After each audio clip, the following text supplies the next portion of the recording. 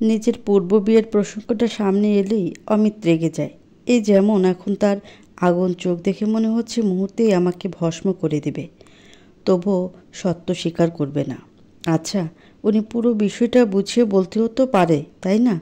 শুধু শুধু খারাপ আচরণ করতে থাকে কেন? কেন উনি এতটা অস্বাভাবিক? তবে আজকের এই ঘটনার পরে কিভাবে অমিত সুমনাকে অস্বীকার করবে জানি না। শুধু আমাকে একটা বিষয় খুব ভাবাচ্ছে। সেটা হলো, উনি কি কখনো সুমনা নামক মহিলার উপর নিজের এমন খারাপ আচরণ দেখেনি? তবু এখানে আসার মতো দুঃসাহস করলো কি করে? সুমনা এসেই বা অমিতের সামনে দাঁড়াবে কিভাবে? সেই পরিমাণ সাহস কোথায় পাবে সে? অমিতই বা কেন ওই বিয়ের নাম শুনলে রেগে যায়? এদিকে অমিত আমার মুখে সুমনার আসার কথা শুনে রাগের শেষ চূড়ান্তে পৌঁছে গেছে। সাথে সাথে রুমে এসে খপ করে নিজের মোবাইলটা হাতে নিয়ে বলল, এত সাহস তোমার? আমার মোবাইলের কল রিসিভ করো। আমি মুখ ঘুরিয়ে ওনার দিকে ফিরে বললাম, করছি তো। কইসি দুজন একলগে মিলেমিশে এক স্বামী সংসার করুম। একদম বইনের লাহান গলায় গলায় ভাব লইয়া চলুম। আমার কথা শুনে অমিতের নাক রাগে ফুলে উঠল। চোখের সাদা অংশ অদ্ভুত রকম লাল হয়ে গেছে সাথে সাথে। উনি নিজের হাতে থাকা মোবাইলটা তীব্র রাগের সাথে মেঝেতে শক্তভাবে নিক্ষেপ করল। এটা সাথে সাথে ভেঙে গুঁড়ো হলো। তারপর ড্রেসিংয়ের উপর থেকে মাটির টপটা তুলে আয়নায় জোরছে ছুঁড়ে মারল। আমি ভয়ে চোখ বন্ধ করে ফেললাম। ভেতরটা ভয়ঙ্করভাবে কেঁপে উঠল। তবে যা ভেবেছিলাম তা হয়নি। আয়নার মাঝ বরাবর ফেটে গেলেও ভেঙে পড়েনি। কিন্তু উনি এটা কি করে বসলো?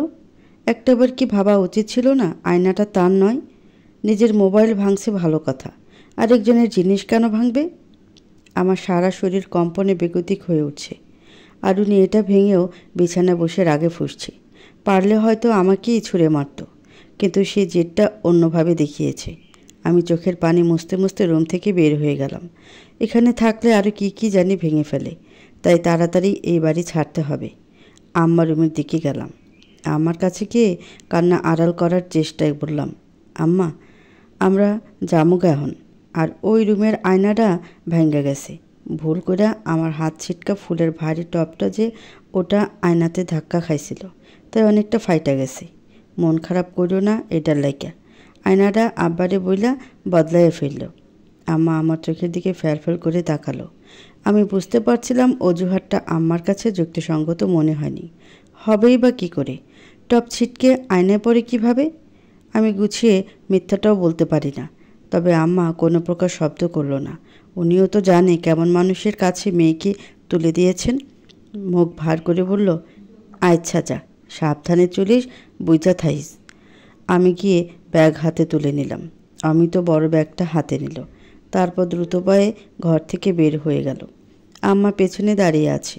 আম্মাকে অমিত বলে বের হয়নি, তবু আম্মা নিজে থেকে বলল, বাজান, মাইয়াটা ছোট তো, অন্যায় করলে বুঝাইন। ভালো থাইকেন, আবার তাড়াতাড়ি আইয়েন। অমিত আম্মার দিকে ফিরে শুধু মাথা নাড়ল একটু। এরপর আমাকে ফেলে সামনে হাঁটতে লাগলো। আব্বা ক্ষেতের কাজে গেছে, ভালোই হয়েছে। না হলে আম্মার সাথে আব্বাও আমার যাত্রাকালে আবার আমার বরের রুক্ষ ব্যবহারটা দেখত। ওনার সাথে একদম কথা বলবো না বলে সিদ্ধান্ত নিলাম। শুধুমাত্র ফোন রিসিভ করে আমার গরিব বাবার কেনা আয়নাটা ভেঙে দিল, নিজের মোবাইলটাও ভেঙে ফেললো। সেটা বাদ দিলাম, কিন্তু এতটুকু সেন্স ছিল না? কত কষ্টের টাকায় বাবা এটা আমাদের জন্য কিনেছিল। যখন ঘরে ফিরে দেখবে, না জানি বাবার বুকটা কি ভয়ঙ্করভাবে জ্বলে উঠবে। সামান্য আয়নার জন্য না হোক, আমার কথা ভেবে হলেও যন্ত্রণা অনুভব করবেন। এদিকে বাড়িতে গিয়ে চিৎকার করে অমিত বলল, আম্মা, বাইরে আসো। রফিক কিছু বলছে তোমারে? আমার শাশুড়ি অবাক চোখে বলল, না তো, কিতা কইব? অমিত ব্যাগটা নিচে ধপাস করে ফেলে দিয়ে বলল, ডেকে আনো রফিককে। ফোনের ওপাশে কে কথা বলে সেটা না শুনি কেন তরতরি করে সব কথা বলে, সেটা শিক্ষা দিতে চাই। আনো ওরে, যাও যাও আম্মা। আমার শাশুড়ি অমিতের ধমকে আরও চোখে তাকাতে তাকাতে রফিকদের ঘরের দিকে যেতে থাকলো। আমি বিড়বিড় করে উচ্চারণ করলাম, সত্য কি গোপন রাখুন যায়? অমিত আমার দিকে তাকিয়ে জোরে কিছু বলতে গিয়েও কেন জানি থেমে গেল। সরাসরি আমার উপর রাগ দেখায় না, এখনও দেখায়নি, শুধু ঘুরিয়ে ফিরিয়ে সব মিটিয়ে নেয়। আচ্ছা, আমি ওনার কাছে কি এমন বাধ্যতার? সরাসরি কিছু বলে না কেন? এমন চরিত্রের মানুষ এটুকু বিরক্তিকর ভালো মানুষই ধরে রেখে আর কি করবে? অন্যদিকে কিছুক্ষণের মধ্যে মাথা নিচু করে রফিক এসে দাঁড়ালো। অমিত নিজের কোমরে হাত দিয়ে বলল, কি সমস্যা তোর? হ্যাঁ? রফিক মাথা তুলে বলল, আমার পেছনে দেখুন। অমিত তাকালো, সাথে আমিও পেছনে তাকালাম। দেখলাম আট শার্ট পোশাকে আবৃত একজন সুন্দরী মহিলা হন হন করে এগিয়ে আসতে যাচ্ছে, কিন্তু আমার শাশুড়ি বাধা দিচ্ছে, কিন্তু তার সাথে পেরে উঠছে না। অমিত চোখ নিচু করলো, হয়তো কি বলবে ভাবতেছে। আমি অবাক হয়ে তাকিয়ে আছি মেয়েটার দিকে। অসম্ভব সুন্দর মেয়েটা। সেই কি তাহলে সুমনা? মেয়েটা আমার কাছাকাছি এসেই বলল, এই মুখ খোল তুই, আমি দেখতে চাই তুই কেমন সুন্দর। যার জন্য অমিত আমার শেষ কথাটাও শুনল না, বলেই আমার হিজাব টেনে খুলে ফেলল। এটা দেখে অমিত চোখ তুলে এক পা এগিয়ে বলল, যা কথা বলার আমার সাথে বলুন। আমার স্ত্রীর দিকে হাত বাড়ালে আপনাকে আমি এখানেই পুঁতে ফেলব। সুমনা হাসির তোরে বলল, জিডি করে আসছি, আমার কিছু হলেই তোমার 14 গোষ্ঠী জেলে পচে মরবে। অমিত আরেক পায়ে গিয়ে বলল, আপনার কোনো প্রকার ভয় আমাকে আগেও কাবু করতে পারেনি, এখনও পারবে না। ফিরে যান ভালোই ভালোই। আমি অবাক হয়ে দেখছি অমিতের বদল লোক, কত সুন্দর করে বুঝিয়ে কথা বলছে, তাও আপনি সম্বোধনে। কিন্তু মেয়েটা হুঙ্কার ছেড়ে বলে উঠল, এই মেয়েকে কেন বিয়ে করলে? তোমার হাঁটুর সমান একটা মেয়ে, কিসে কম ছিলাম আমি? ওকে তো পিষে মেরে ফেলতে ইচ্ছে করছে। বলেই সুমনা আমার দিকে হাত বাড়াতে চাইল, কিন্তু তার আগে অমিত সুমনার হাত ধরে ফেলল আর তার রাগটাকে কোনো রকম দাঁত খিচিয়ে আটকানোর চেষ্টায় বলল, সুমনা ম্যাম, আপনি কেন ভুলে যান ওটা কোনো বিয়ে ছিল না, শুধু একটা চুক্তিতে স্বাক্ষর ছিল। আপনিও তো মানেননি সেই বিয়ে, তাহলে পরবর্তীতে কেন অধিকার চান? এখন আমার বিয়ের পরেই কেন আসলেন, যেখানে আপনার কোনো স্থান নেই? সব কিছু ছেড়ে চলে এসেছি না আমি? আপনি থাকছেন না কেন? আর আমার স্ত্রীকে দ্বিতীয়বার তুই বলার সাহস করবেন না। তাকে আমি ভালোবাসি, তাই তাকে কোনোভাবে আঘাত করলে আপনাকে আমার আসল রূপটা দেখাবো, যা আপনি ছাড়া সবাই দেখেছে। আমি হাঁ করে শুধু শুনছি, কিন্তু কিছুই বুঝতে পারছি না। অমিত আমাকে ভালোবাসে, এই কথাটা বেশ জোরালো কণ্ঠেই তার প্রথম স্ত্রীকে বলল, অথচ আমার কাছে এটাকে মনে হচ্ছে পৃথিবীর সবচেয়ে আশ্চর্যতম বাক্য। অমিতের মতো মানুষ ভালোবাসতে জানে, কিভাবে সম্ভব? কিন্তু এটা সম্ভব অসম্ভবের ফলাফল স্থির রেখে আমি শুনলাম সুমনা মেয়েটা তোড়জোড় করে বলছি, অমিত আমার হাত ছাড়ো।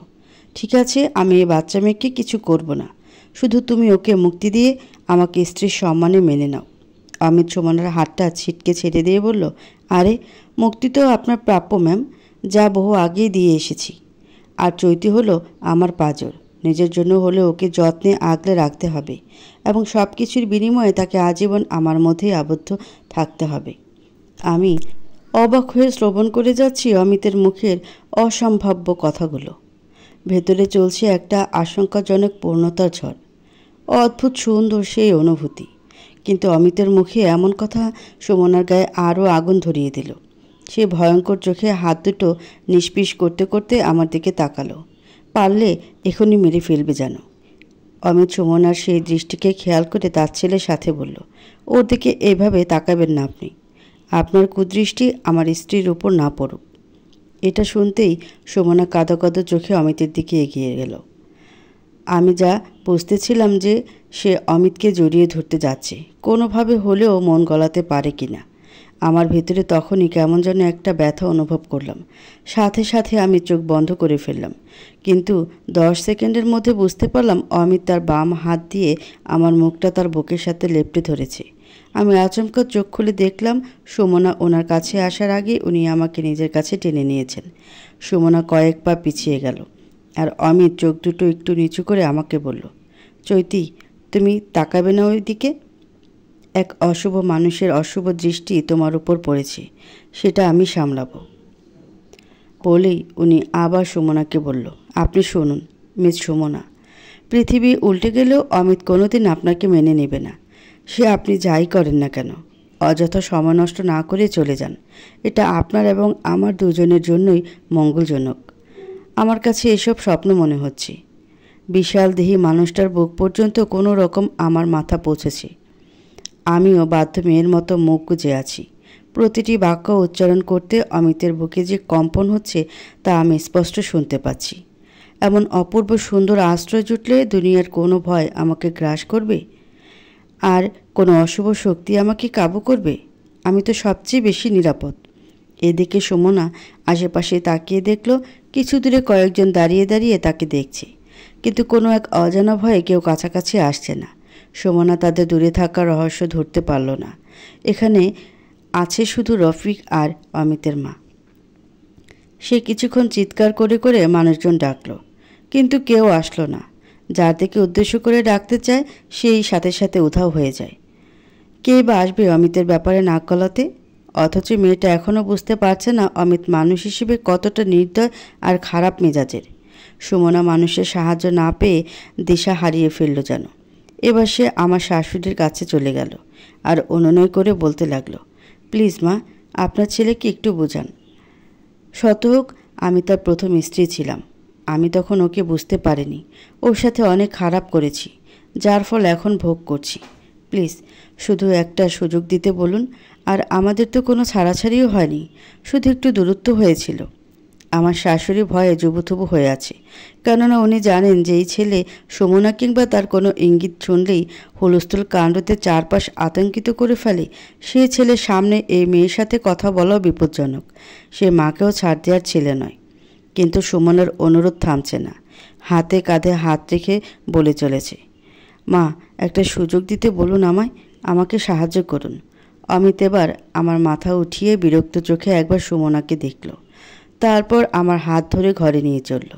সুমনা বাইরে আমার শাশুড়িকে এসব বলার অবস্থা যখন দেখল আমাকে নিয়ে ভেতরে চলে যাচ্ছে, তখন সে দৌড়ে ভেতরে আসতে চাইল, কিন্তু অমিত গিয়েই সাথে সাথে সামনের দরজা বন্ধ করে দিল। আমি চাপা সুরে বললাম, আম্মা, আইতো না। অমিত তার ঠোঁটে আঙ্গুল দিয়ে বলল, একদম চুপ, তুমি কোনো কথা বললে খবর আছে। আম্মা বাইরে বসে মহিলার কীর্তন শুনুক।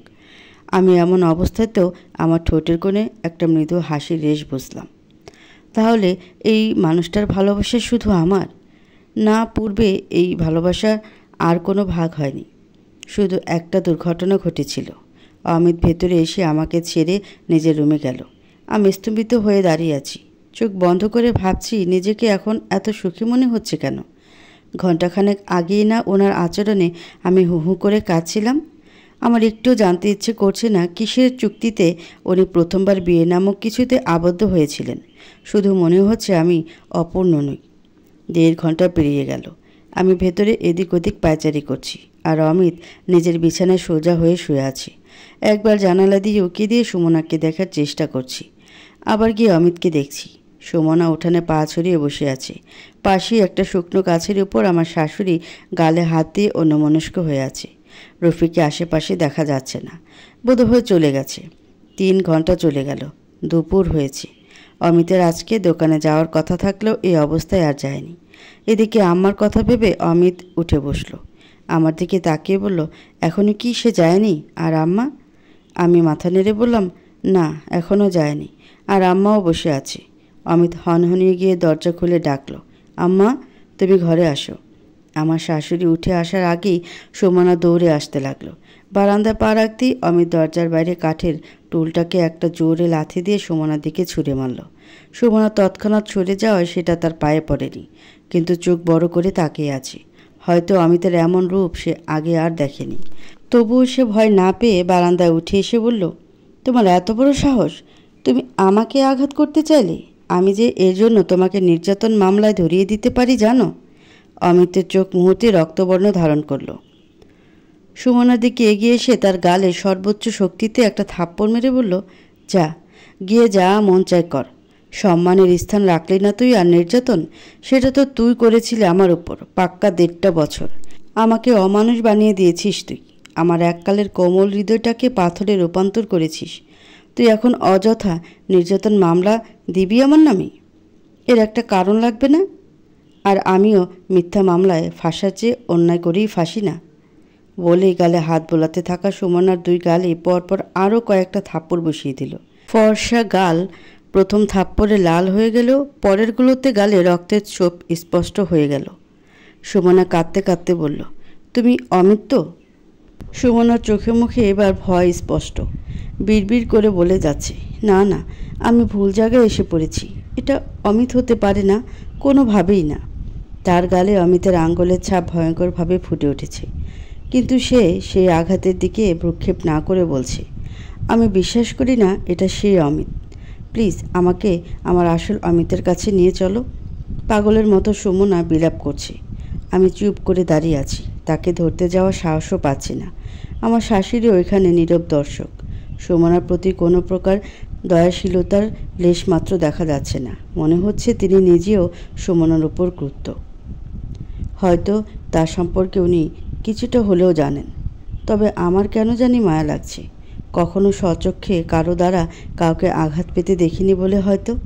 একটু সাহস সঞ্চয় করে নিজের স্থির পাটা একটু বাড়াতে যাব, তার আগে অমিত তার হাতের উল্টো পৃষ্ঠা দিয়ে আমার বাহুতে ধাক্কা দিল। ইশারা করলো ভেতরে যেতে। তারপর আমাকে এক হাতে আর আমাকে অন্য হাতে ধরে ভেতরে ঢোকালো আর দরজার দুই কপাটে ধরে বলল, আবার দরজা খুলে যদি আপনার মুখ দেখতে পাই তাহলে ভালো হবে না বলে দিলাম। সুমনা চোখ তুলে বলল, এতক্ষণ কি আমার সাথে ভালো হয়েছে? অমিত বিরক্তিকর গলায় বলল, ভালোই ভালোই চলে গেল, ভালোই হতো। বলেই অমিত আওয়াজ করে দরজা বন্ধ করে দিল। ভেতরে গিয়েই বলল, চৈতি, খিদে পেয়েছে, খাবার দাও। আমি আমার দিকে তাকিয়ে বললাম, আপনি খাইবেন এখন? দুপুরের লাগে কী রাঁধছিলেন? আম্মা মাথা ঝাঁকিয়ে বলল, সকালে রান্দা ভাত আর পুঁটি মাছের ঝোল। এইসব অমিত খাইবনি। আমি ভেতরে আইতে পারলে এতক্ষণে রাঁধতাম। অমিত আমার দিকে তাকিয়ে বলল, যা আছে তাই দিক, সমস্যা নেই, তুমিও আসো আম্মা। আমার শাশুড়ি পেছনে একবার তাকিয়ে ভেতরে চলল। সুমনার কান্নার আওয়াজ ভেতর থেকে শোনা যাচ্ছে, কিন্তু অমিতের সেদিকে কোনো খেয়ালই নেই। চুপচাপ সুন্দর মতো খেয়ে রুমে চলে গেল। এদিকে এতক্ষণ সুমনার ব্যাপারে জানার ইচ্ছে কম থাকলেও এখন কেন জানি অমিতের ব্যাপারে জানার ইচ্ছে তীব্র হয়েছে। ওর খারাপ চরিত্রের সূচনাটাকে কেমন যেন গোলমাল মনে হচ্ছে। নিশ্চিত এটা জন্মগত নয়, কোনো কারণে সে এমন রূঢ় মানসিকতার হয়েছে। সেটার পেছনে যে সুমনার হাত আছে সেটা আমি বুঝতে পারছিলাম, তাই খুব জানতে ইচ্ছে করছে পুরো ব্যাপারটাকে। কিন্তু এই ব্যাপারে অমিতকে প্রশ্ন করা যাবে না। একে তো সুমনার নাম শুনলে তেলে বেগুনে হয়ে ওঠে, অন্যদিকে ওনার আবার সকাল থেকে মেজাজ গরম হয়ে আছে। আমি এদিক ওদিক ঘুরতে থাকলাম। গ্রামের বাড়িগুলোতে দিনের বেলা সামনের দরজা বন্ধ থাকলেও দম বন্ধ লাগে, মনে হচ্ছে কবরে আছি। একে তো চৈত্র মাস, তপ্ত রৌদ্র, সেখানে আবার বৈদ্যুতিক আলোয় ঘরবন্দি। এই আলোটা দিনের বেলা চোখের জন্য ঠিক পোষায় না। সুমনার ব্যাপারে আম্মা কিছু জানতো কি না জিজ্ঞেস করতে ইচ্ছে করছে, কিন্তু ওনার বেরসিক গম্ভীর মুখ দেখে সেটা করতে ইচ্ছে হচ্ছে না। কি না কি জবাব দিয়ে বসেন। আমি খেয়াল করছিলাম অমিতের চেয়ে উনিই বেশি গাম্ভীর্য ভাব করে আছেন। আমি কয়েকবার সুমনার গুনগুনিয়ে কান্না শুনলাম। তারপর কোনো উপায়ন্তর না দেখে ভাবলাম অমিতের কাছেই যাই। আমি আমার শাশুড়ির রুম পেরিয়ে যেতে চাইব, তখনই উনি আমাকে ডেকে বললেন, বউ ভেতরে আইও। আমি যেতেই উনি বললেন, চৈতি জানো সুমনা ক্যাডা? আমি উৎসুক দৃষ্টিতে বললাম, না ক্যাডা? তিনি বললেন, সুমনারে অমিত ক্যারে আপনি আপনি কইরা ম্যাডাম রাখতেছিল, সেটা জানো? আমি একটু ভেবে বললাম, মালিক আসলো না কিতা? উনি হেসে বললেন, না, মালিকের মাইয়া আসিল। আমি অবাক হয়ে বললাম, উনি তো বাঙালি। আমার শাশুড়ি আমার দিকে তাকিয়ে বলল, এরাও প্রথম প্রবাসী আসিল, তবে মেলা আগেই ওখানকার নাগরিকত্ব পাইয়া গেছে। মেলা বড় লোক, মেলা মানুষ ওদের ওইখানে কাম করে। এই কথা শুনে আমি চমকে উঠলাম। কি বলে এসব? এমন একটা মেয়ে এমন জায়গায় এসে কান্না করতেছে, আর অমিত এত মারাত্মক, কতটা নির্দয় ব্যবহার দেখাচ্ছে। আমি আরও কিছু জানতে চাইলাম, কিন্তু আমার শাশুড়ি বলল, আমারে তেমন কিছু জানায়নি, অল্প অল্প শুনছি মানুষের কাছে। কেড়ে জানি মনে কয় ওর সাথে খুব খারাপ করছে। দেশে আউনের পরেই আমি আমার ছেলেরে চিন্তা পারছিলাম না। শুধু একবার জিজ্ঞাসিলাম, তুই নাকি বিয়া করছিলি? অমিতে ডাইনিং টেবিলটা উল্টে নিচে ফেলে কইছিল, আরেকদিন বিয়া করছিলি শব্দটা কইলে হের বানানো এই ভিটা নিজ হাতে কোপাইয়া ভাঙ্গা নাকি বাড়িতে যাইবগা। আগের বিয়ার কথাটা কইলেই অমিত নিজের হুঁশ হারাইয়া ফেলে। এটা শুনে আমি যেন কি একটা ভাবলাম। তারপরেই বললাম, আম্মা আপনার মোবাইলটা একটু দেন না, বাড়িতে ফোন দিব। উনি হাত বাড়িয়ে ওনার বাটন ফোনটা আমাকে এগিয়ে দিল। আমি আব্বার নাম্বারে ফোন লাগালাম। জানি আব্বা ক্ষেত থেকে না ফিরে থাকলে মোবাইল আম্মার কাছে আছে। রিং বাজার কিছুক্ষণ যেতে আম্মা রিসিভ করে বলল, হ্যালো। আমি আস্তে আস্তে বললাম, আম্মা আমি চৈতি, নাফিস কি ঘরে আইছি? আম্মা বলল, হ একটু আগেই আইছি, এখানেই আছে। আমি আমার শাশুড়ির দিকে একবার তাকিয়ে বললাম, আম্মা হের কাছে একটু দিবা? আম্মা নাফিজের কাছে দিতে চাইলে সে বারণ করলো, কিন্তু আম্মা জোর করে ওর হাতে দিল। আমি বেশ ইতস্তত জমিয়ে বললাম, নাফিস, বিয়ার দিন তোর দোলাভাই যে তোর দিকে থালা ছুটছিল তখন তুই কিছু কইছিলি? নাফিস রাগের সাথে বলল, না কিছু কই নেই। আমি আবার বললাম, মনে কইরা দেখ। নাফিস 10 সেকেন্ড পরে বলল, কইছিলাম, নিজের বিয়াতে যেমনি খাইতাছেন জামাই বেশটারে তো সুন্দর লাগতাছে না। আর এটা বলার লগে লগে স্প্রে মারছিলাম। আমি বিরাট একটা দম নিয়ে বললাম, বুঝলাম। ক্যারে এই কাম করছিল তখন? নাফিজ আর কিছু বলার আগেই আমি কেটে দিলাম। অমিত যে কোনো ক্রমে সুমনার কথা মনে হলে রেগে যায়। তাহলে নাফিজের সাথে খারাপ আচরণ করার কারণ এটাই ছিল? আমার শাশুড়ি আমার দিকে তাকিয়েছিল। দুজনের কথায় বিষয়টা হয়তো বুঝে নিয়েছেন, তাই আর প্রশ্ন করেনি। আমিও এরপর অমিতের রুমে গেলাম। অমিত ঘুমাচ্ছে। এখন তাকে তুলনামূলক শান্ত লাগছে। না, সুমনার নাম শুনে রেগে ওঠা মানুষটা বাইরে সুমনার রেখেও যে এতটা আরাম করছে সেটা জটিল বিষয়। আবার এমনও তো হতে পারে সুমনাকে এই অবস্থায় দেখে ওনার মধ্যে একটা অন্যরকম প্রশান্তি কাজ করছে, একটা প্রতিশোধ পরায়ণ অনুভূতি যাকে বলে। আমি কিছু না বলে পায়ের দিকে চুপচাপ গুটিসুটি মেরে শুয়ে রইলাম। রাত 9টা, এখনও দরজা খোলা হয়নি। সুমনাও দরজা থেকে যায়নি। আর ওকে সাহায্য করতেও আশেপাশের কেউ এগিয়েও আসেনি। কেউ যে আসবে না সেটা আমরা সবাই জানি। আমরা 3 জন খেতে এসেছি। দরজার ওপাশ থেকে এদিকে আমাদের অস্তিত্ব বুঝতেই সুমনা জোরে জোরে কাঁদতে থাকলো। খাওয়ার মতো সময় সুমনা বলতে লাগলো, সারাদিন ধরে উপোস আমি, একটু খাইতে দাও অমিত। আমার মতো তুমিও আমার উপর এতটা নির্দয় হও না, এমন করলে আমি বাঁচব না। অমিত কানেই নিচ্ছে না এসব। খাওয়া দাওয়া শেষ, আমি টেবিল গোছাচ্ছি আর অমিত রুমে চলে যাবে এমন সময় সুমনা জোরে জোরে বলল, অমিত জানো ওহো মারা গেছে। আমার ছেলেও আমার উপর অভিমান করে চলে গেছে, আর আমার স্বামীও। অমিত এটা শুনতেই চকিত চোখে দরজার দিকে তাকালো। আমিও আঁতকে উঠলাম। ছেলে মানে? অমিত আমার দিকে তাকিয়ে দেখলো, মুহূর্তে আমার চোখ জ্বলে চিকচিক করছে। কি বুঝে যেন সে আমার মাথায় হাত রাখলো আর আস্তে আস্তে বলল, ওহম সুমনার অবৈধ সন্তান ছিল, যার দায়ভার চাপানো হয়েছিল আমার উপর। সুমনার অবৈধ সন্তানের দায়ভার অমিতের উপরে চাপিয়ে দিয়েছিল। কথা শুনতেই আমার বুক আরও বেগতিক রকম ধুকধুক করে উঠল। আমি মাথা তুলে অমিতের দিকে তাকিয়ে আছি। অমিত একটা হাত দিয়ে মাথায় হাত বোলাচ্ছে আর আশ্বস্ত হওয়ার ইশারা করছে। বাইরে থেকে সুমনা এখনও বলছে, অমিত তুমি শুনতে পাচ্ছ? শুনছো? আমার ওহম আমাকে ছেড়ে চলে গেছে। তোমার চলে আসার কয়েক মাসই যে আমাকে পুরোপুরি একা করে চলে গেল। সবাই আমাকে এমন একা করে দিচ্ছে কেন? অমিত কোনো শব্দ করছে না, দরজায় দাঁড়িয়ে শুনছে। হাতটা এখনও আমার মাথা থেকে সরেনি।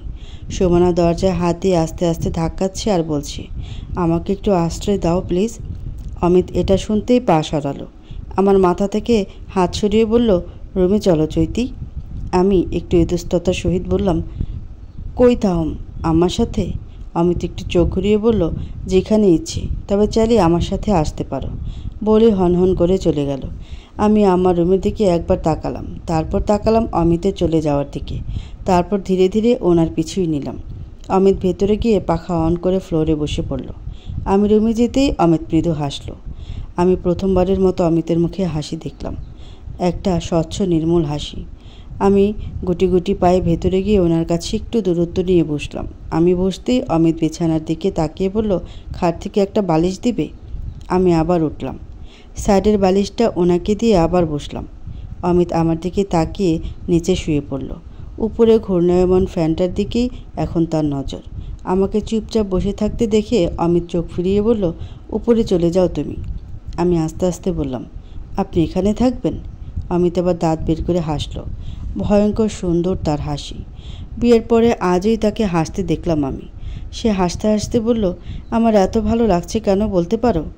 আমি মাথা নাড়িয়ে বললাম, না কেন? অমিত হাত বাড়িয়ে বলল, এখানে আসো। আমি হাসি মুখে ওনার কাছে গেলাম। উনি আমার ডান হাতটা ধরে নিজের বুকের উপর রাখলেন আর উপরে তাকিয়ে হাসতে হাসতে বললেন, প্রকৃতির অপূর্ব সুন্দর প্রতিশোধ দেখে। আমি চুপ করে রইলাম। অমিত ভ্রুকুচকে বলল, আমাকে তুমি অনেক ভয় পাও? আমি এবার হেসে ফেললাম। ভ্যাবাচাকা খেতে খেতে বললাম, হ্যাঁ, কিন্তু এই মুহূর্তে পাচ্ছি না। অমিত আমার হাতটা ছেড়ে তার সেই হাতটাই ফ্লোরে ছড়িয়ে দিয়ে বলল, এখানে মাথা রাখো। তোমাকে আজ গল্প বলবো, আমার গল্প। আমি ডানে বায়ে না তাকিয়ে খুশির সাথে ওনার হাতের উপর মাথা রাখলাম। অমিত একবার আমার দিকে তাকিয়ে আবার উপরে বরাবর তাকালো। একটু দম নিয়ে বলতে লাগলো, কোনো রকম খেটে যাওয়া পরিবারের সন্তান ছিলাম আমি। আমার আর আমার বোনকে ছোট রেখেই আমার বাবা মৃত্যুবরণ করেছিলেন। তখন আমার বয়স মনে হয় 10 কি 11। আমার বোন অরুণার বয়স তখন 4 কিংবা 5 হবে। দরিদ্র পরিবারের রোজগারের একমাত্র অবলম্বন যখন বিলীন হয়ে যায়, তখন পরিবারের বাকি মানুষগুলো বুঝতে পারে জীবন আসলে কী। আমরাও বুঝতে পারছিলাম। বাবার মৃত্যুর পরে কয়েকদিন পাড়া প্রতিবেশীরা আমাদেরকে দয়া করেছিল, কিন্তু কয়েকদিন যেতে না যেতে টের পেলাম সবাই মুখ ফিরিয়ে নিচ্ছি।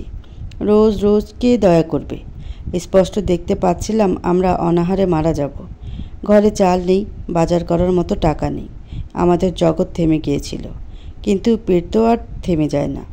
সেদিন সারাদিন আমরা উপোস ছিলাম।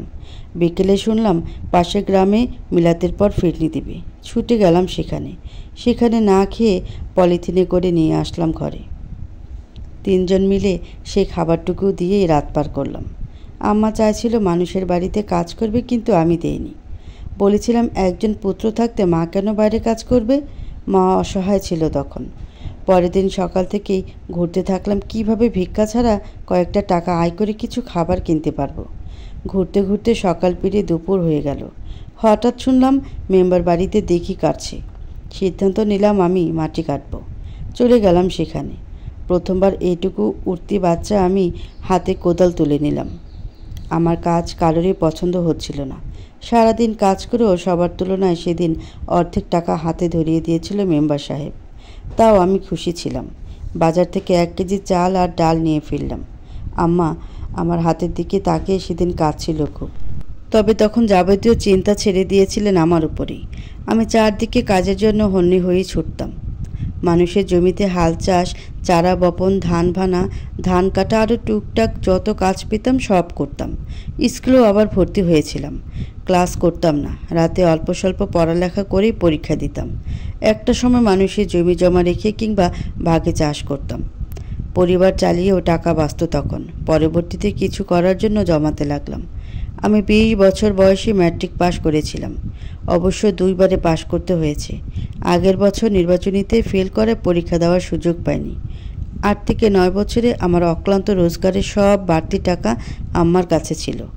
ম্যাট্রিক পাশের পরে আম্মাকে জিজ্ঞাসা করলাম, মোট কত টাকা হয়েছে? আম্মা বলতে পারেনি, কেননা উনি শুধু টাকাটা রেখেই দিতেন, কখনো হিসাব করতেন না। মজার ব্যাপার কি জানো চৈতি? সেদিন টাকাগুলো গুনে জীবনের সবচেয়ে বড় আনন্দের ধাক্কাটা খেয়েছিলাম। প্রায় 3 লক্ষ টাকা জমে গেছে। আম্মা মাটির নিচে একটা বাক্সে এগুলো রাখত। সেই টাকা একসাথে দেখে আমার লোভ হলো দেশে না থেকে বিদেশে চলে যাওয়া উচিত। এতে ভালো উন্নতি করতে পারবো। আমি ওনার কথার মধ্যে বলে উঠলাম, 20 থেকে 21 বছরে বিদেশে গেছিলেন আপনি? না, মানে হইতেছে আইসেন তো মাত্র কয়েক বছর হইল। অতদিন কি সুমনাদের বাসায় আসছিলেন? অমিত আমার দিকে তাকিয়ে হাসল। অপর হাতটা দিয়ে কপাল ছুঁয়ে বলল, হ্যাঁ, জীবনের 10 বছর বিদেশে কাটিয়েছি, তবে সুমনাদের বাসায় নয়। তারপর অমিত আবার বলতে লাগলো, তারপর আমি আম্মাকে বলে বিদেশে যাওয়ার জন্য মনস্থির করি। একটা কোম্পানিতে কাজ করার আশাতেই ভিসা রেডি হয়। প্রথম 2 বছর কোম্পানিতে ছিলাম, কিন্তু বেতনে সন্তুষ্ট হতে পারছিলাম না। ড্রাইভিং শিখলাম, ইলেকট্রনিক্স নিয়ে প্রশিক্ষণ নিলাম। কোম্পানিতে থেকেও আমি ইলেকট্রনিক্সের টুকটাক কাজ করে বাড়তি অনেক টাকা আয় করতাম। গ্রামে 2টা জমিও কিনলাম। ভালো জায়গায় বোনের বিয়ে দিলাম। বোনের জামাইকেও বিদেশে যাওয়ার ব্যবস্থা করে দিলাম। সেখানে অবস্থানের 4.5 বছরের মাথায় শুনলাম একটা বাঙালি পরিবার ব্যক্তিগত এবং বিশ্বস্ত বাঙালি ড্রাইভারের সন্ধান করছে, যেটার বেতন আমার কোম্পানির বেতনের চেয়ে দ্বিগুণ। ওভারটাইম কাজেরও দরকার নেই, আর সেখানেও দিনের কয়েক ঘন্টা কাজ করলেই যথেষ্ট। তারপর কাগজপত্র আর বিভিন্ন জনের সাহায্য নিয়ে পৌঁছালাম সেখানে। আমি বেশ মনোযোগ দিয়ে সুমনার ব্যাপারে শুনতে কান পেতে আছি। অমিত বলতেছে, সেখানে গিয়ে বুঝলাম আমার কাজটা বেশ আরামদায়ক। শুধু বাড়ির লোকেদের বাইরে যাওয়ার সময় হলেই গাড়ি নিয়ে বের হতে হবে। সুমনা তখন ইউনিভার্সিটিতে পড়ছে, প্রায় শেষের দিকে ছিল তার পড়ালেখা। আমি প্রথম 2-1 বার যখন ওকে ইউনিভার্সিটিতে পৌঁছে দিলাম তখনও সব ঠিক ছিল, কিন্তু কয়েকদিন যেতেই বুঝতে পারলাম যে সে আমাকে ড্রাইভার হিসেবে মানতে পারছে না। নানা রকম অশ্লীল গালাগাল করে। আসলে আমার জন্য প্রথম সে তার কাজগুলো করতে পারতো না। আমার তখন বেশ হজম শক্তি ছিল, সেটা এতটাই প্রবল যে সুমনার সব কুকুরটি নিজ চোখে দেখেও চুপ থাকতাম। ওর কয়েকটা ছেলে ফ্রেন্ড ছিল, আমার সামনে ওদের খোলামেলা চলাফেরা দেখতাম। ও নেশাও করতো, তবুও নিজের মতো করেই কাজ করছিলাম। মনে হতো আমার কাজটাই সব, ওদের যা ইচ্ছা ওরা করুক। একজনের সাথে সুমনার গভীর সম্পর্ক ছিল, বলতে গেলে আমি বুঝতাম ওদের সম্পর্কটা অতি জঘন্য ছিল। এসবের ভিড়েও 1 বছর পার হয়ে গিয়েছিল। হঠাৎ একদিন গাড়ি নিয়ে বাসায় ফেরার পথে সুমনাকে অনেক কাঁদতে দেখি। বিষয়টা তখন বুঝতে পারিনি, কিন্তু আমি বাসায় এসে খাওয়া দাওয়া করে রুমে গিয়ে শুতেই সুমনার বাবা আমাকে আধস অবস্থায় গিয়ে একটা লাথি মারলেন। আমি হুড়মুড় করে উঠে বসার পরে কলারে ধরে এক নাগাড়ে 10টা থাপ্পড় মারলেন। এতটা জোরে থাপ্পড়গুলো দিয়েছিলেন যে উনি নিচে বসে পড়তে বাধ্য হলেন। আমি তখনও অপরাধ বুঝিনি, কিন্তু কিছুক্ষণের মধ্যে সুমনা প্রবেশ করে যখন আমার কাচের পানির জগটা আমার মাথায় ছুঁড়ে মারল, ফকিনীর বাচ্চা স্বীকার কর, এই সর্বনাশ করার পেছনে তোর স্বার্থ কী? আমি হতভম্ব হয়ে গিয়েছিলাম। মুখ থেকে কোনো শব্দ বের হচ্ছিল না, তবে বুঝতে পেরে গিয়েছিলাম আমাকে কোথায় ফাঁসাতে যাচ্ছে। চৈত্র মাস পেরোনোর পথে, আর এই সময়কার সকাল বেশ বিস্ময়কর। শেষ রাত অবধি গরমের প্রভাব থাকলেও ভোরের দিকে মুগ্ধকর ঝিরিঝিরি বাতাস সব কিছু ভুলিয়ে দেয়। এই তো আমরা এই মুহূর্তে সব কিছু ভুলে গেছি। অমিতও ভুলে গেছে রাতের হাউমাউ করে কান্নাগুলো। আমি আর অমিত জানালা দিয়ে ভোর দেখছি। এটা আমাদের একসাথে প্রথম সূর্যোদয়, সংসার জীবনের ময়ও বলা চলে, যার সূচনায় দুজন একসাথে পা রেখেছি আর একসাথেই বেয়ে উঠব।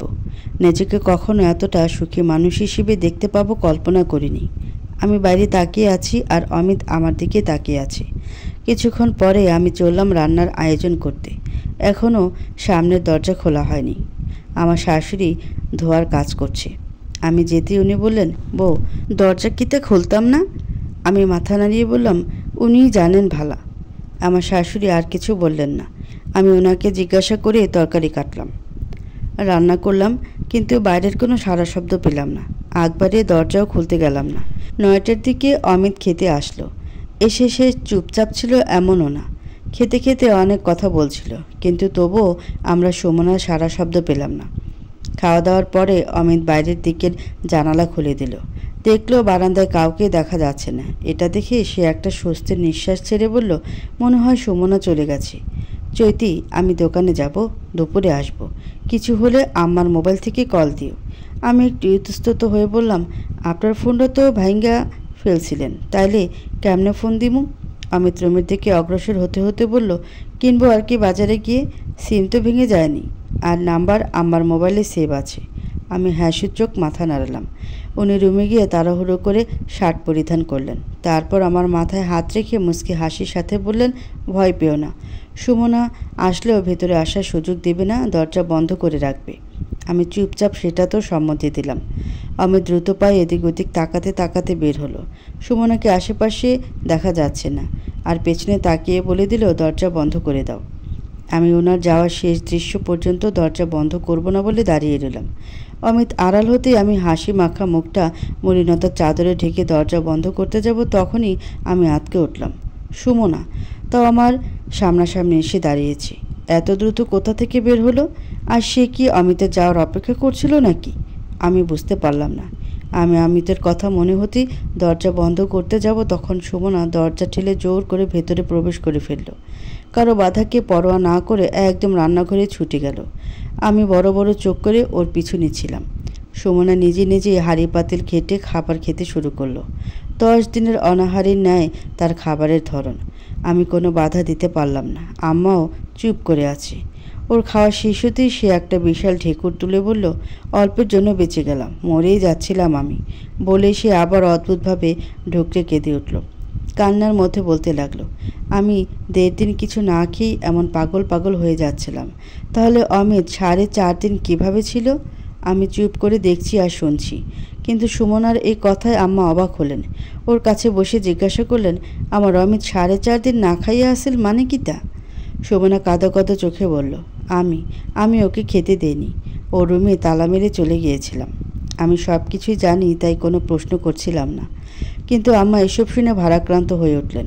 উল্টো আবার প্রশ্ন করলেন, ক্যারে দরজা বন্ধ করে রাখছিলা ক্যারে, কই গেছিলা? সুমনার চোখ তুলে বলল, হৃদের জন্য। সেবার বাবা মা দেশে আসছিলেন 1 মাসের সফরে। আমি প্রতিদিন লুকিয়ে হৃদের কাছে যাওয়ার প্রয়োজন বোধ করছিলাম, তাই অমিতকে আটকে হৃদের বাসায় চলে গিয়েছিলাম। আম্মা আস্তে আস্তে বলল, হৃদ ক্যাডা? সুমনা চোখের পানি মুছতে মুছতে বলল, ওহমের বাবা। আম্মা আবার প্রশ্ন করলেন, তখন অমিতের লগে বিয়া হয়েছিল? সুমনা একটু হাসির চেষ্টায় বলল, হ্যাঁ, তার 2 মাস আগেই বিয়ে হয়েছিল। ওহমের বাবার দায়ভার চাপিয়ে দিয়েছিলাম অমিতের উপর, কারণ হৃদ বাচ্চার দায় নেবে না এবং বিয়ের জন্য সময় চায় 4 বছর। কিন্তু আমি ওহমকে বাঁচিয়ে রাখতে চেয়েছিলাম। সেটার জন্য বুদ্ধি পেলাম আমাদের ঘরের সহজ সরল ড্রাইভারের উপর চাপিয়ে দেওয়াকে। কেননা ড্রাইভারকে বিয়ে করা না করা তো সমান, কেননা সে আমাদের কথার গোলাম। আর মনে হলো এটা করলে আমি হৃদকেও পাবো, সন্তানও বাঁচবে। আর হৃদ তো জানেই ওহম তার সন্তান। পরে যখন ওর বিয়ের অবস্থান পাকা হবে, তখন অমিতকে একটা সাইনে আজীবনের জন্য ছেড়ে দিয়ে চলে যাবে হৃদের কাছে। বাবা অমিতকে এই অপরাধে অনেক মেরেছিল, তার সাহসের উপর ক্ষিপ্ত হয়েছিলেন, কিন্তু শেষ পর্যন্ত মেনে নিলেন। দরিদ্রতা ছাড়া ওর মধ্যে খারাপ কিছু তো দেখেনি। কিন্তু আমি মানিনি। আমার অত্যাচারে অমিত জর্জরিত ছিল। বাসায় ছিলাম আর ওর উপর কোনোভাবে আঘাত করিনি এমন একটা দিনও ছিল না। চাচ্ছিলাম এবার সরে যাক। বাচ্চার দায়ভার তো আর আমাকে জবাবদিহি করতে হবে না। অমিত সব সহ্য করেও কেন জানিছিল। ওর বেতন কমিয়ে দিলাম, খাবার ঠিকঠাক ছিল না, তারপরও আঘাত আছি। আর আমি ব্যস্ত ছিলাম হৃদকে নিয়ে। কিন্তু বাচ্চা ডেলিভারির 4 মাস আগে থেকে হৃদের সাথে দেখা হওয়া বন্ধ হয়ে যায়। আর আমি বিরক্ত হতে থাকি অমিতের উপর। ওর সাথে খারাপ আচরণের পরিমাণ যেন কয়েক গুণ বেড়ে গেল। এর অবশ্য কারণ ছিল। সেটা হলো আমি শুনছিলাম হৃদ অন্য কারোর সাথে ঘোরাফেরা করছে, আমার খোঁজ খবরই নিচ্ছে না। এইটুকু বলার পরপরই আমার শাশুড়ি কানের দিকে এলোপাতারি একটা থাপ্পড় মারলেন। থাপ্পড়ে ঝাঁকিতে অর্ধেক চুল এসে তার মুখ ঢেকে দিল। সুমনা তবুও স্বাভাবিক চোখে তাকালো। আমার শাশুড়ি নাকের ডগা লাল হয়ে গেল। কাঁপতে কাঁপতে বললেন, অসভ্য, আবার বড় গলায় বলিতেছিস সেসব? আমিও তো উত্তর মিলাতে পারি না। আমার ফুলের মতো ছেলেটা হঠাৎ কাটায় রূপ নিল কেন? তারপর বল, আর কি করেছিস? তোকে পুলিশে দেবো আমি? সুমনা হাসল আর তীব্র হাসির সাথেই বলল, বহু শাস্তি পেয়ে গেছি আমি, আর কোনো শাস্তির পরোয়া করি না এখন। আমাকে হৃদও ছেড়ে গিয়েছিল, আর তখন সেই এলোমেলো সময়ে অমিতের উপর আরও অত্যাচার করছিলাম, আরও খারাপ আচরণের শিকার হচ্ছিল সে। কিন্তু অমিত তখনও ধৈর্যশীল ছিল। সে ওহমের ঠিকঠাক যত্ন নিত, আমার যা যখন লাগবে সব উপস্থিত রাখত। আমি ভেবেছিলাম অমিত সবসময় বুঝি এমন থাকবে। ভীষণ সস্তা আর অবহেলায় ওকে রোজ ক্ষতবিক্ষত করার মাঝে হঠাৎই একদিন দেখলাম অমিতও নেই। অমিত কোথাও নেই। না, তখন আমি অমিতের শূন্যতা বুঝতে পারিনি। বুঝতে পেরেছিলাম কয়দিন পরে, মা যখন স্ট্রোক করে মারা গিয়েছিল। আর তখন বাবাও সুন্দর মতো আরেকটা বিয়ে করে নিয়েছিল। দুনিয়ায় আমার বলতে আর আমি ওহম ছাড়া আর কাউকেই দেখছিলাম না। ঘরে ভালো মতো ঠাঁই পাচ্ছিলাম না। ওই নতুন মায়ের সব খবরদারি চলত। তখন শুধু মনে হতো অমিতের উপরে করা প্রতিটা আঘাতের কথা। আমি রাত বিরেতে অমিতকে স্বপ্নে দেখে কেঁদে উঠতাম। তন্ন তন্ন করে খুঁজে চললাম শুধু প্রায়শ্চিত্ত করতে, কিন্তু ওকে আর পাইনি। আমার সেই করুণ অবস্থায় আবার অহমও এক কঠিন রোগে আক্রান্ত হয়। কয়েকদিনে সেও আমাকে ছেড়ে চলে যায়। শুধুমাত্র বাবা ছিল, যে কিনা থেকেও নাই হয়ে গেছে। নতুন মায়ের কথায় উঠবোস করত। বৃদ্ধ বয়সে 25 বছরের মহিলা বিয়ে করেছিল যে। আমার চেয়ে ওই মহিলার বয়স কম ছিল। বাংলাদেশি এক প্রবাসীকে বিয়ে করেছিলেন। এদিকে অমিতের জন্য পাগলের মতো চারদিকে ছুটতে লাগলাম, কোনো দিশা পাইনি। শেষ পর্যন্ত অনেক খোঁজ নিয়ে সিদ্ধান্ত নিলাম বাংলাদেশে আসব।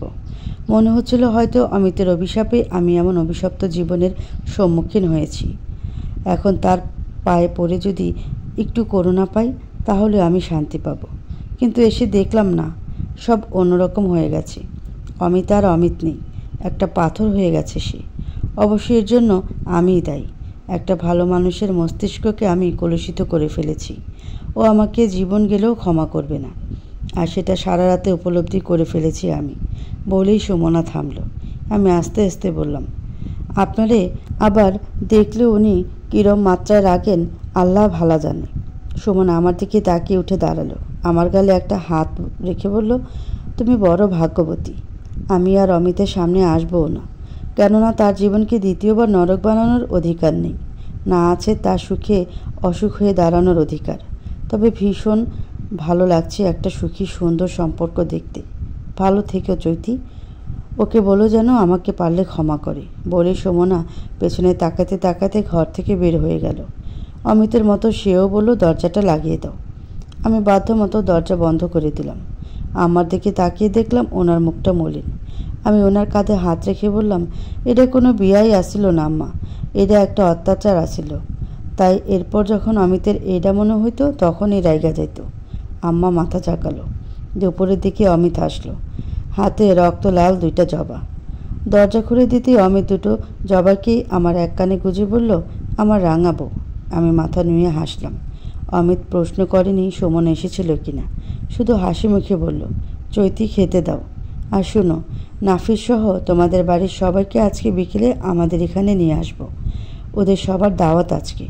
আমি কোনো প্রশ্ন না করে হাসলাম, একটা স্নিগ্ধ সুন্দর হাসি। শেষ হচ্ছে একটা মানুষের ভেতরকার উত্তাপময় চৈত্র। সেখান থেকে শুরু হবে বৈশাখ, আর সাথে নতুনত্ব। একটা নির্মল নিষ্পাপ প্রাণের পুনরায় সূচনা হচ্ছে। এখানে অনেক চৈত্র আসবে, তবে আর ভেতর ছুবে না, কোনো ভয়ঙ্কর উত্তাপ ছড়াবে না।